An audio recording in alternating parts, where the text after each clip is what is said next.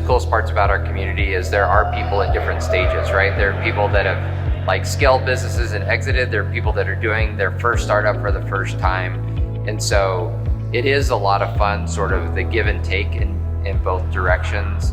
And it's been great so far. It's been really interesting to learn from stories. All of the topics were on point.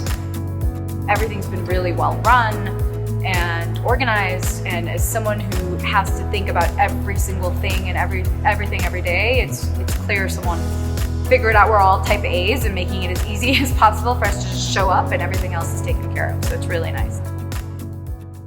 So in 2015, StartupAZ was founded by a group of entrepreneurs that I recognized or encountered their own set of challenges in the ecosystem inside of Arizona and wanted to build a platform to help companies grow and give back.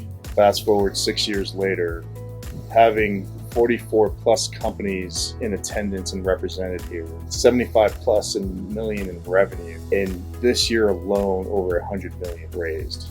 It's a pretty phenomenal momentum that we're seeing in velocity, a pretty strong signal in terms of where we're going. Being all of us founders here in Arizona, we're trying to represent a team, which is Team AZ, I call it.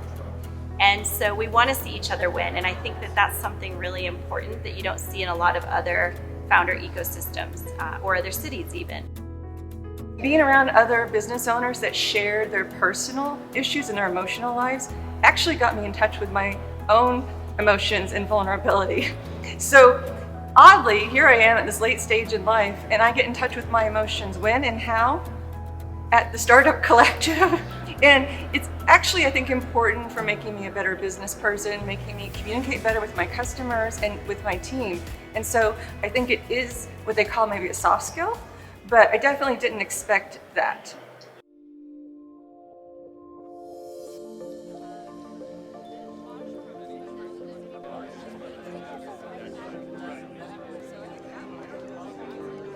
I genuinely think I'm going to build lifelong friendships here. That's what I'm most excited about. Is in a very short amount of time, built very close relationships with people that I'm like, we're going to hang out after this and we're going to make it happen. So I think the content was very focused. So there was enough time to have fun, but let's get in the weeds about sales growth, exits, nuances. And it's been a very good experience because it's forced me, I think we still would have been okay as a company, but it's forced me to do certain things earlier than I otherwise would have, or given me the courage to do it, right? Because you're talking to other people that are going through what you're going through at the same time or have gone through it recently. And things like setting up quarterly strategic planning meetings.